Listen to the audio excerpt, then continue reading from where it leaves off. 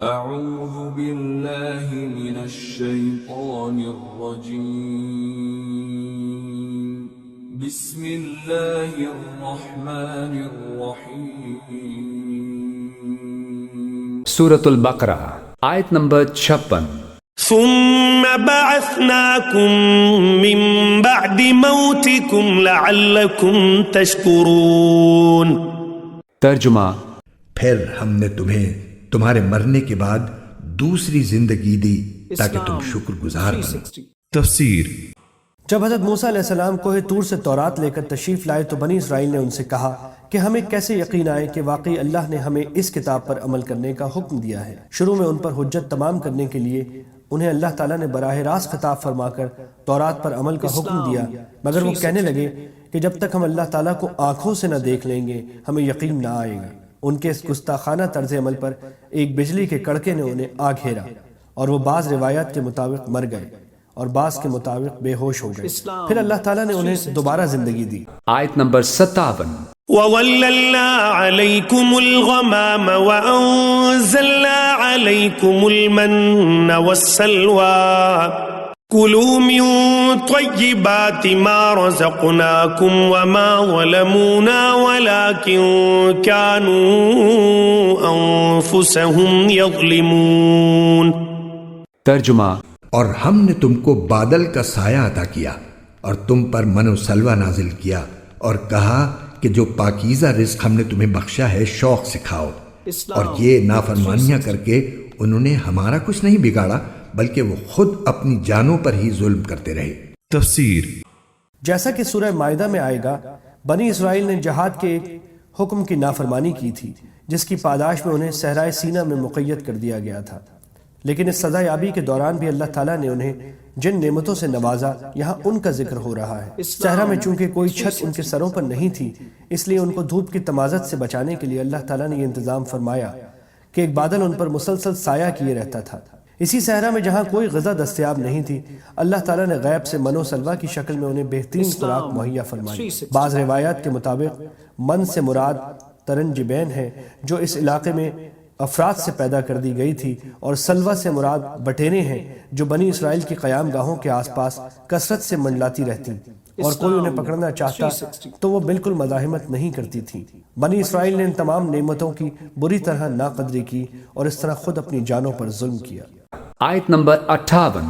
وَإِذْ قُلْنَا ادْخُلُوا هَٰذِهِ الْقَرْيَةَ فَكُلُوا مِنْهَا حَيْثُ شِئْتُمْ رَغَدًا وَادْخُلُوا الْبَابَ سُجَّدًا وَقُولُوا حِطَّةٌ نَغْفِرْ لَكُمْ خَطَايَاكُمْ وَسَنَزِيدُ الْمُحْسِنِينَ۔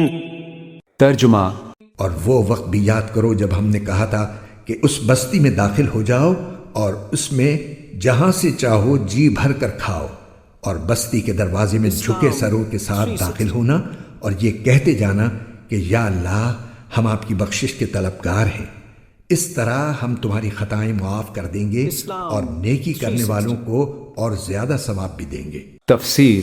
یہ ابھی تک تحقیق نہیں ہو سکا ہے کہ اس بستی سے مراد کون سی بستی ہے۔ جس سلسلہ واقعات میں یہ ذکر ہو رہا ہے وہ اس زمانے سے تعلق رکھتا ہے جبکہ بنی اسرائیل ابھی جزیرے نما سینا ہی میں تھے، لہذا اغلب یہ ہے کہ یہ اسی جزیرے نما کا کوئی شہر ہوگا، مگر یہ بھی ممکن ہے کہ اس سے مراد شتیم ہو جو یریہو کے بالمقابل دریائے اردن کے مشرقی کنارے پر آباد تھا۔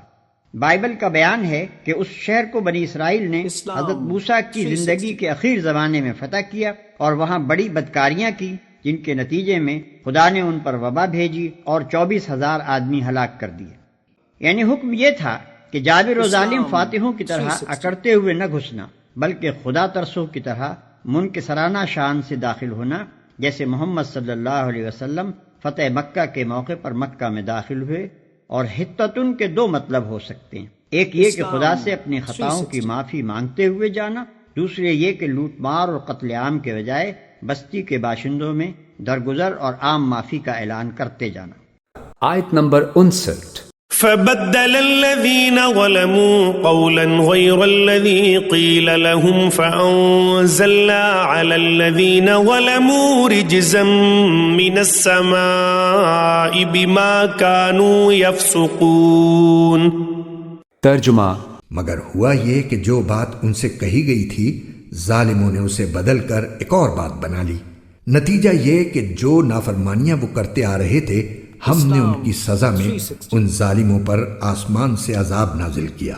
تفسیر اسی صحرا میں رہتے ہوئے جب مدت گزر گئی اور بنی اسرائیل منو سلوہ سے بھی اکتا گئے تو انہوں نے یہ مطالبہ کیا کہ ہم ایک ہی قسم کے کھانے پر گزارا نہیں کر سکتے، ہم زمین کی ترکاریاں وغیرہ کھانا چاہتے ہیں.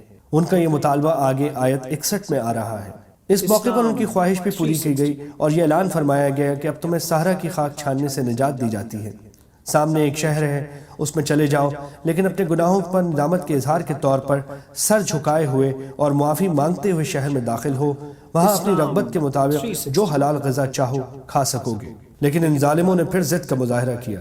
شہر میں داخل ہوتے ہوئے سر تو کیا جھکاتے، سینے تان تان کر داخل ہوئے اور معافی مانگنے کے لیے انہیں جو الفاظ کہنے کی تلقین کی گئی تھی ان کا مذاق بنا کر ان سے ملتے جلتے ایسے نعرے لگاتے ہوئے داخل ہوئے جن کا مقصد مسخرہ پن کے سوا کچھ نہ تھا. جو لفظ انہیں معافی مانگنے کے لیے سکھایا گیا تھا وہ تھا حتہ، یا اللہ ہمارے گناہ بخش دے. انہوں نے اسے بدل کر جس لفظ کے نعرے لگائے تھے وہ تھا ہنتا یعنی گندم. آیت نمبر 60.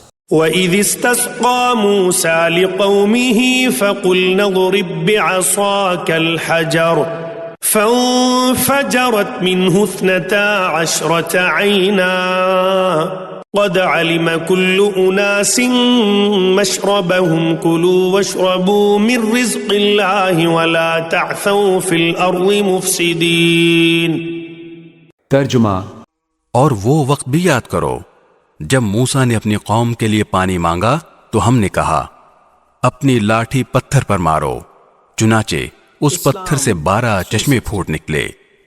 ہر ایک قبیلے نے اپنے پانی لینے کی جگہ معلوم کر لی. ہم نے کہا اللہ کا دیا ہوا رزق کھاؤ پیو اور زمین میں فساد مچاتے مت پھرنا. تفسیر یہ واقعہ بھی اس وقت کا ہے جب بنی اسرائیل میدان طیہ صحرائے سینا میں محصور تھے. وہاں پانی کا کوئی چشمہ نہیں تھا. اللہ تعالیٰ نے ایک معجزے کے طور پر پتھر سے 12 چشمے پیدا فرما دیے. حضرت یعقوب اسرائیل علیہ السلام کے 12 بیٹے تھے. ہر بیٹے کی اولاد ایک مستقل قبیلہ بن گئی اور اس طرح بنی اسرائیل 12 قبیلوں میں تقسیم ہو گئے. اللہ تعالیٰ نے ہر قبیلے کے لیے ایک الگ چشمہ جاری فرما دیا تاکہ کوئی الجھن پیش نہ آئے.